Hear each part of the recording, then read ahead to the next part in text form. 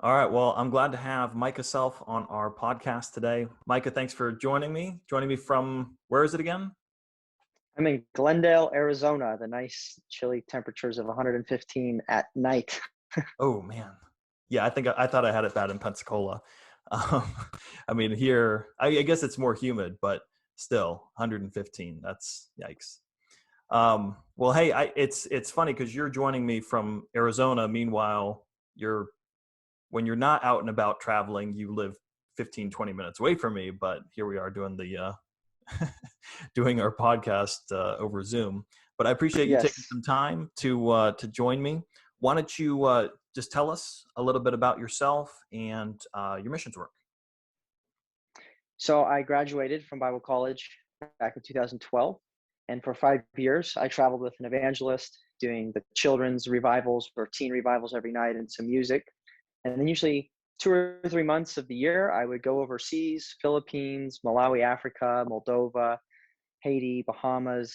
That one was, suffering for Jesus there. Hmm.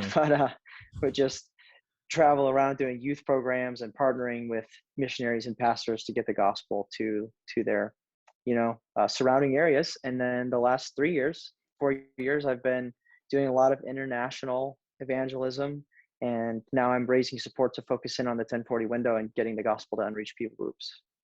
That's awesome. Now you've hit kind of a snag here with COVID. So what's the latest on that with international travel? Obviously, that's restrictive. Is there any sort of time frame, or is it still all kind of a moving target at this point? Yeah, that's a good question. It's really a moving target.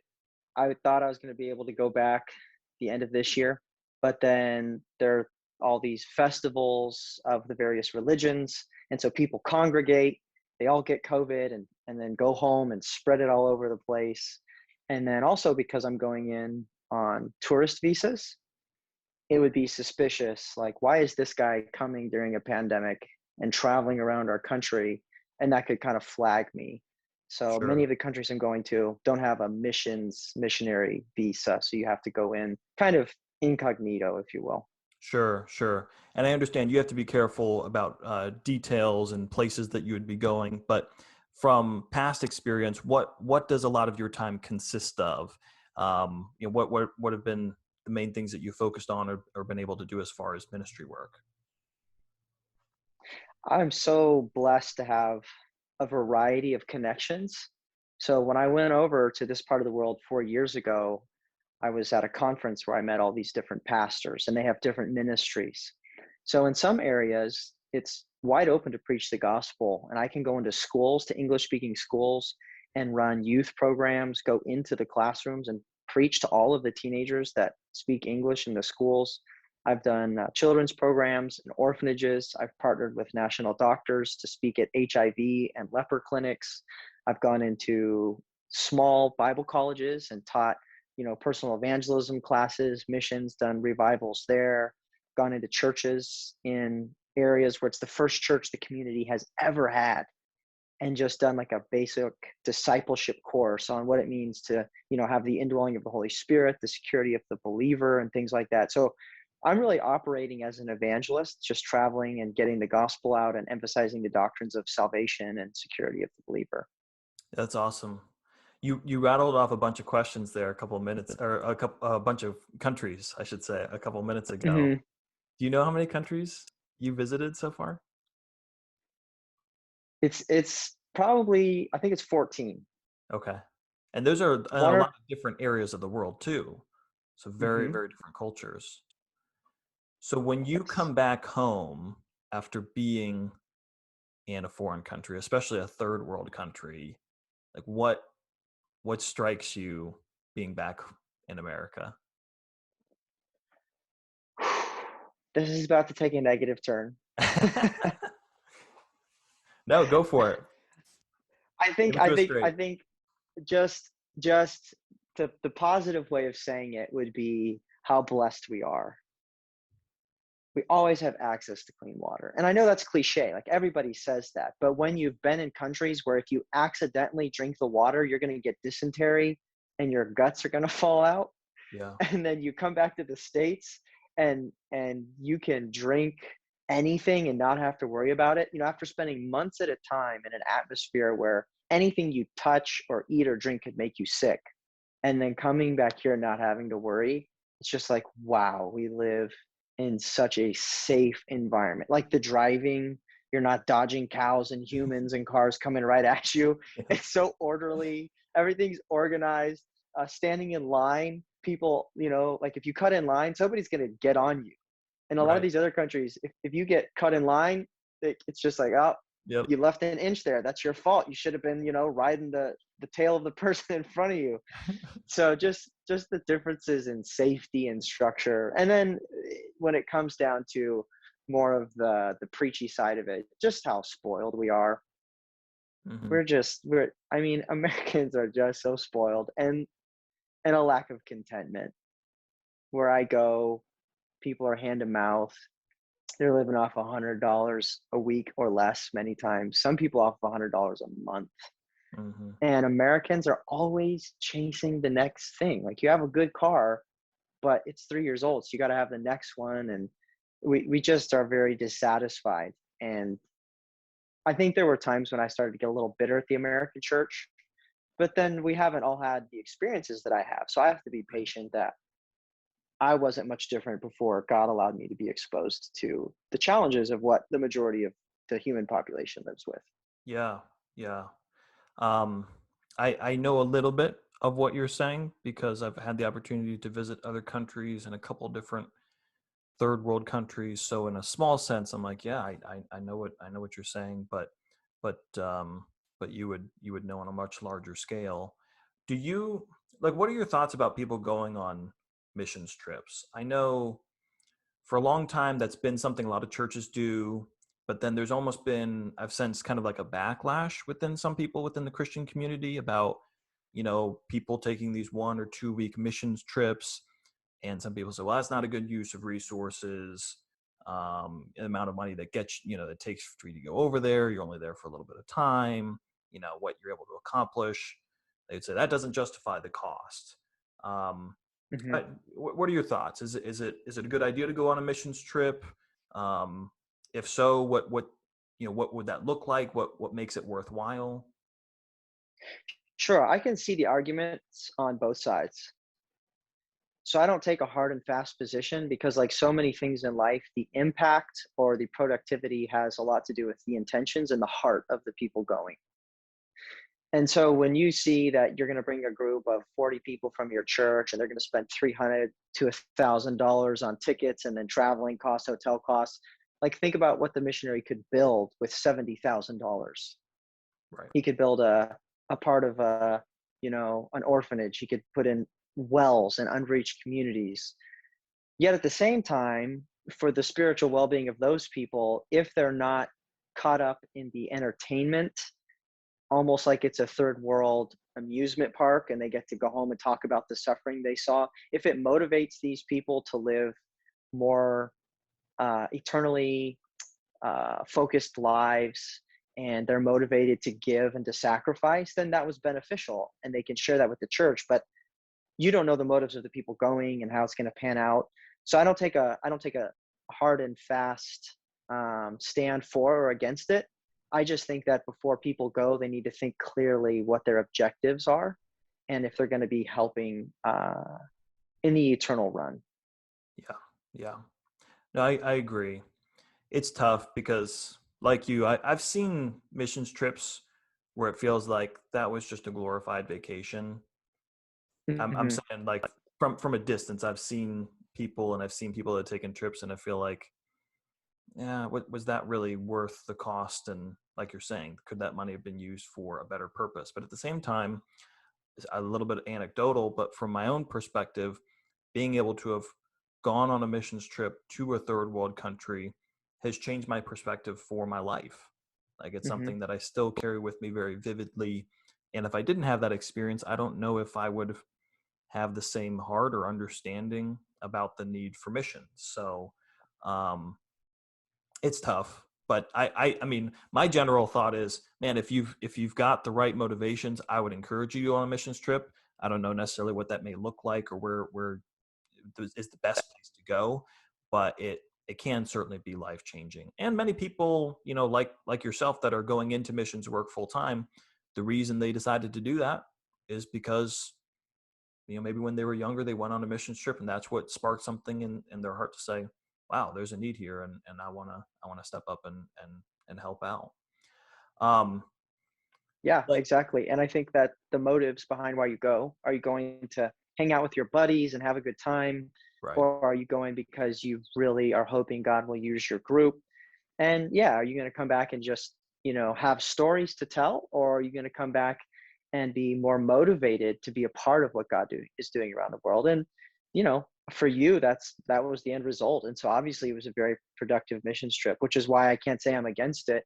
I just think it's up to really the leadership of the church to make sure that they are preparing the people's hearts for what the real purpose is. Right. Yep. Yep. That's well put. I think also our mentality as Americans, because we live in a first world country and we're wealthier, is that, like, we have so much to offer the world. We have so Hmm. much to teach the world. And I think a lot of times people come back from a mission trip and it's almost like they feel like, I didn't help, that helped me, or at least Hmm. that's their sense. Um, like what you spend a lot of time in third world countries. What what do people from cultures very different from America, what do they have to teach us that we don't usually we're not usually aware of? Right. Contentment, number one. Yeah. Contentment. That's such a biblical principle that I think we've lost in our culture because we're so driven. We want to be great. We want to have great athletes, and we want to have great businesses, and we want to have great churches. And it's almost a sin to be content because that means you're lazy and you're not driven. And we're stressed out of our minds and our kids don't like us, and we have anxiety and depression and mental illness because we're all driven to be great. And really, when the disciples came back to Jesus after he had spoken with the woman at the well, they provided him food, and he said, I have meat to eat that you know not of. My meat is to do the will of my Father, which sent me, and to finish his work. And so these people in these parts of the world, they're not driven by this aspiration to be seen and known. Oftentimes they're just driven to live the next day, to provide for their families, and to do what God called them to do. And being content, Paul said, I have learned in whatsoever state I am, therein to be content. And contentment brings peace. Contentment brings unity. I think that's the other thing I would say is unity. Americans are very competitive. You're not really a man unless you're always looking at how you can one up the next guy. And Hmm. we're very insecure and we're very competitive. And in many other places of the world, they're more unified because they're not trying to build up themselves. They're trying to build up their community. They're trying to build up their church. And it's not about the big man on top or the big man in the room, although that's there. But being in a lot of these third world countries, I just sense that there's more unity and camaraderie because they're more content with where they're at. Yeah. I I've always heard, and I think it bears out in real life, that Western cultures are very much individualistic. We're very much concerned with our rights, our property, our privacy, whereas a lot of Eastern cultures are very much community driven, the collective, family. So that's those are given much higher priority. Have you seen that? Like, can you think of some examples of that playing out in third world countries? Like, people not so much concerned about themselves individually or their own individual ambitions, but rather the group, the collective. Yes, absolutely. When it comes to national missionaries in particular, I have seen guys who are part of a group chat of a particular country where it's very negative towards Christians, and somebody's wife in the group got cancer, and two or three men literally emptied out their savings. And their savings is like 400 US dollars. maybe less. That's all they own. They're living off of hand to mouth. And because they have such faith and such compassion, several guys who are just, scraping by on their own emptied their savings account to pay for this other pastor's wife's cancer treatments. And I was just shocked. Like, I can't even imagine emptying my minimal savings, and God is providing for me month by month, and you don't know what's coming in the next month, and you emptied your savings in order to pay. Just the fact that they had enough faith in God to provide for them, that they would give up what little they had scraped together for their families to make sure somebody else's wife could stay alive. And that's just, in our individualistic culture, that's up to you. Well, you should have saved. Well, you should have been paying for insurance. Well, in that culture, those aren't options. You can't afford insurance. You're not going to get that. So they literally are forced to take care of each other. And the willingness and the joy with which they did it was just very touching. Yeah, that's interesting, isn't it? That like in our society, we tend to go right to the individual responsibility aspect of people's misfortune. I remember hearing, I Hmm. don't even remember where I heard it, but recently somebody was talking about how different cultures and how they view biblical narratives. For instance, the parable of the prodigal son. From a Western culture, we read that story and we read about how he takes his inheritance, he goes off to this far off land, and then he spends it all, and he wastes his money, and then he's in the pigsty and he wants to eat the food that he's feeding the pigs. That's how hungry he is. And we zero right in on his irresponsibility with his money, the wastefulness of his spending. However, in Eastern cultures, they often very much pick up on the aspect where it talks about how there was a famine in the land, and like we forget about that, and Hmm. they're very much aware of the effect that circumstances outside of your control have on your situation. Hmm. And it's all part of the story. They're aspects of the story. It's not exclusive, but it's interesting how, just from a mindset, how you were raised, your culture, how you can view, how we can both be looking at the same thing, but see it so differently. Yes. And the idea of that kind of radical generosity, I agree. It's it's mind blowing. I can't even, because my mentality is I'm not going to empty out my savings because I need to take care of my wife and my kids. I got to put my family and my interests first before I take care. And there's something to be said for that, I'm sure, but that's our knee jerk reaction, I guess is what I'm saying. Hmm. That's the lens by which we tend to see things from a Western culture. I don't know. What do you have any thoughts on how does somebody cultivate that kind of generosity in their life? How do they get to the point where they are just so ready to part with everything they have? Yeah, that's a good question. And the honest answer is that's a growth in faith. We look at the world and we have to solve its problems. That's our individualism. I got to fix this. Hmm. Whereas in collective cultures, especially where they're impoverished, their only hope is God and each other, because they'll never have enough to fix anything themselves. And Jesus said, why are you worried about how tall you are? Why are you worried about the color or how many hairs you have? Why are you worried about what you're going to wear? Why are you always worried about what you're going to eat? He says, these are the things that the Gentiles seek after or crave. Seek first the kingdom of God, and all these things will be added unto you. And a lot of our American individualism is driven by fear. We're afraid we won't have enough. We're afraid no one will take care of us. We're afraid of what could come. And faith is, God, I'm going to hold everything with open hands because I believe that you're going to take care of me. Obviously, there's the balance. You don't want to be stupid, and you don't want to enable every drug addict because your heart is too big. But when you're living a life that says, God, I will give whatever you want me to give when you say to give it, no matter if it's illogical, and it's God and the Holy Spirit, and you do it, wow, that's faith. That glorifies God. That's treasure in heaven. And sometimes we allow logic to drive the Western church more than faith in the goodness and sovereignty of God. Yeah, that's really well put. I was thinking about And Paul writes to Timothy, I think it's in First Timothy, he says, Timothy, you need to challenge the rich people in your church to not be high-minded, don't be proud, and trust in their uncertain riches. Like, Hmm. remind them not to trust their money to help them out when the going gets bad. And that's just our default. Like, I don't have to worry, I've got enough in the emergency fund. I don't need to worry, I've saved up in the 401k, so I'm good. So why do I need faith? Why do I need God?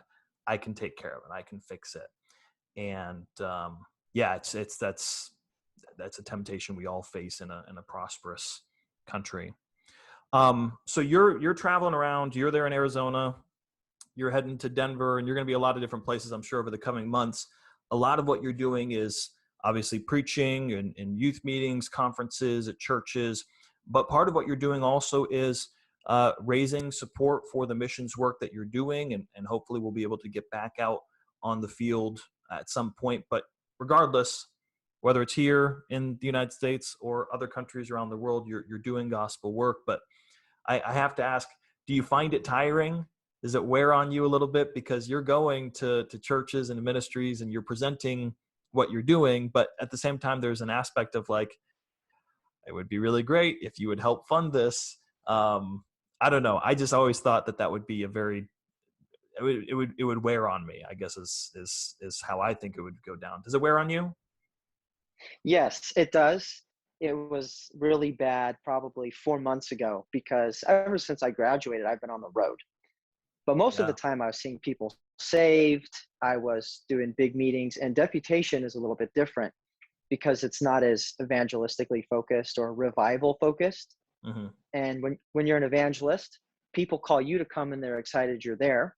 Yeah. When you're a missionary, you know You you call beg them. them to let you come, and they're not sure they should let you preach because you're going to be boring. So Like, no, no, no. You really need to have me come in. yeah, yeah. Even if you don't let me preach, like just give me 5 minutes to share what I'm so excited, Hmm. to see God do in the 1040. I've got these projects. I'm connected with some nationals. We're going to see God do some stuff, and I think the most common compliment that I've gotten in the last 2 or 3 months is that was pretty good for a missionary. Just like, ouch. The Yeah. What a cliche hits hard. backhanded compliment. Yeah, exactly. So, the difference in the church's reception and anticipation of a missionary and evangelist are two very different things. But it's been me learning to trust God, to put my ego aside because it's not about me, to love the church. And honestly, the last 2, 3 months, churches have been incredibly generous. People's hearts have been breaking wide open for the needs of the 1040 window. Just in India, there's 1.2 billion people, and they're less than 2% Christian. That's Mormon, Jehovah's Witness, Catholic, cults that aren't preaching the gospel. 1 billion people without Christ, and I've seen the church hear these statistics and respond well in prayer. They're grabbing up 1040 prayer cards. They're sending me emails. A lot of people are saying, hey, when you get over there, we want to help with that well project. Can you connect us with an orphanage? And so it's been encouraging, especially the last 2 or 3 months, to see God's church respond with compassion and faith. Yeah. Like, is for the average church member who's sitting in the pew, what are you hoping that they're going to understand? Because you're given such a limited amount of time, whether it's 5 minutes or even a whole message. But even that it's very small. It's a very small part of their day and part of their week and part of their year. Like, what do you wish you could just, like, by osmosis get people in church pews to understand about missions work? That's a very good question. I think there's a few things. I think number one, given the political climate of our country, I'm not going there to defend capitalism, fight for freedom of religion, or tell them how to run things like America so they can do a better job. Hmm. I'm going over there to give them the life-changing message of Jesus Christ because that is literally the only hope. People in India or Afghanistan are never going to have enough power to take up arms and fight for religious freedom. It will never happen. Suffering is a part of the Christian ethic. Paul wrote, "It is given to you." That word given means gifted, like a present, on the behalf of Christ, not also to believe, but also to suffer for his sake. The American church believes the whole world should be like America, and that is not God's plan. God's plan throughout the generations has been that the church would glorify him through sufferings. And I'm not saying I want America to start persecuting us, but if it did, that would just be us joining 90% of Christians who have ever lived. God never promised us religious freedom or freedom from persecution. And so I think number one, I'm not going over there to fight for their rights. I'm going over there because the only hope that they have is spiritual and emotional and mental freedom through faith in God's goodness and eternity. That's the only hope that they have, is the freedom of Christ. Number two is that it's not as simple as having a good program and building a building, especially in many of these restricted countries. If a Hindu came over here and walked into your church and tried to tell you, no, there are actually 300 million gods, and what your grandparents have told you is a lie, you would be like, you're insane. Get out of here. That's essentially what I'm doing. I'm saying your 300 million gods are a lie, which your ancestors have believed for 4,000 years is a lie, and Jesus is the only way, and everything you've ever been told is a lie, in a country where that's everyone they know believes what they believe. Amen. And so as hard as prayer is, as difficult and as challenging as prayer is, especially when the emotion of the missionary presentation wears off, because I don't know if when you were in Bible college, you're like, oh yeah, I could go there. Oh yeah, I could go there. Oh, I could plan it. Like you just kind of yanked around. As when the emotion wears off, if you can commit yourself to pray for a certain country or pick a missionary and legitimately beseech God, it will have an impact, because we're fighting spiritual battles and there are really spiritual forces. And then number three, I would say if there's something I really wanted the American church to get, it's that living on the foreign field is a challenge in and of itself. Buying a house in America is stressful. Imagine buying a house in a foreign country where people want Yeah. to rip you off Yeah. just because of your skin color, Yeah. right? Oh, Or they know your American. No. nationality. Yeah. Yeah, they call it skin tax. And imagine trying to raise your kids. It's hard enough in America. Imagine trying to raise them in a culture where they're outsiders, and you want them to be culturally normal and acceptable, but they have American culture at home, and then they're in a foreign culture, so they're called third culture kids. Mm-hmm. Missionary kids are stuck between two cultures. And then, all of the challenges you face in America with all of your resources, now take that and put that in another country while you're fighting spiritual darkness, while you're fighting cultural oppression, while you're trying to appease the government so you can stay there. And so when your missionary doesn't have huge numbers, or they're not seeing the bang up results that you would hope for, just remember they're doing everything you're doing in a much more challenging situation, and that they need your prayers, your support, and that the value of a missionary is not in results, it's in their obedience to God. Yep. When you see the report, when you visit them, when you talk with them, is this a spirit-filled, obedient missionary, or is this a self-serving, glory-seeking missionary? Because you can fake really good reports. I could turn any report into a really good one when I was discouraged the whole month, right? And so really seeing, what is the goal, and what are they striving to accomplish, and are they doing what God called them to do? Not just, am I getting my money's worth out of this individual? Yeah, man, that's really good. That's really good. And my hope is for American Christians to really be engaged with missions and not view it as just a financial transaction. And then you can kind of wipe Mhm. your hands off and feel better about yourself because I gave a little bit of money, almost like dropping something in the Salvation Army bucket. Like, I did my Mhm. job. I have no further responsibility. But to actually engage through prayer, engage through education, engage through like actually being aware of what a missionary goes through and what real Mhm. missions work entails. And I think there'll be a greater appreciation, a greater sense of contentment, and a greater sense of generosity. Because what I've found is a lot of times in our culture, we think of generosity as a financial transaction primarily. Like, I'm generous because I gave X amount of dollars. That's what a generous person does. They just give money left and right. There's only one small aspect of being a generous person. Being Mm. generous, you can be generous a lot of ways. You're generous with your time, generous with your skills, with teaching, with spending time, with encouraging, with using your home, using your vehicle. And you've seen in other societies where people have very little in the way of monetary resources, but they're extraordinarily generous people because they just give Hmm. of themselves, not just, Yes. a certain dollar amount. Well, Micah, I wanted to have you on the podcast because first of all, I want to challenge myself. I want to challenge our listeners in the area of how we view our money and how we view world missions. And I know you're just on the front lines of that, so I knew you could speak well into that. But I also want to increase the visibility of your ministry. So for those that are listening, Mike and I, we knew each other in college. Like, we went to college together, but we didn't really know each other. Like, I don't think we ever really had a conversation. And so it wasn't until much later that we kind of reconnected. And I've really enjoyed, Micah, getting to know you. And every time you're in town, it seems like we get at least a chance to get together and do something. And I always enjoy our conversations. For our listeners who are not familiar with your ministry, where can they connect with you? What's the best way to get a hold of you? Yeah. So I've had to limit my online presence. Like I was telling you earlier, the Twitter thing. So someone posted on Twitter, he's going to this country to preach the gospel. Radicals got on there, tweeted at their government officials, keep this guy out. So I've deleted my blog. I've tried to privatize my Facebook. I don't have Twitter anymore.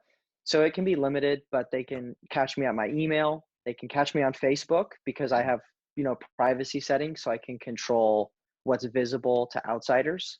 And those would probably be the best ways to connect. Would Okay. be over Facebook or just through email. Gotcha. Yep. Awesome. Well, listen, folks, I hope you will, if you're not already connected to what Micah is doing, I hope you will reach out to him, have him come to your church, or consider supporting him monetarily.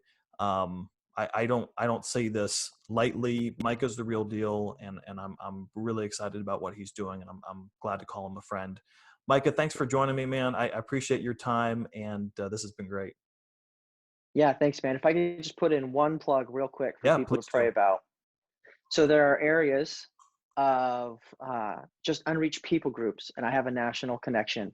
And we are going to hopefully next year or the year after, when I can get back, we're going to go to some of these really, really poor villages where they maybe have never heard the gospel, maybe even persecuted someone who came. And we're going to put in some wells or some water pumps because some of these poor people have to pay the wealthy person who owns their own well to get water. And so we're going to go into these communities and get them access to clean water. This guy has been delivering emergency food supply kits to unreached villages, and he's seen people saved. And I'm just really excited for the opportunities to push the gospel into some of the darkest regions with this guy. So if you would just pray that God would open up the door for me to go back, and that God would work in these avenues with this national that he's given me, super dedicated to get the gospel to people who maybe have never heard. That's awesome. Awesome. I appreciate you sharing that. Thanks again, Micah. Thanks everybody for listening, and I'll see you on the next episode. God bless.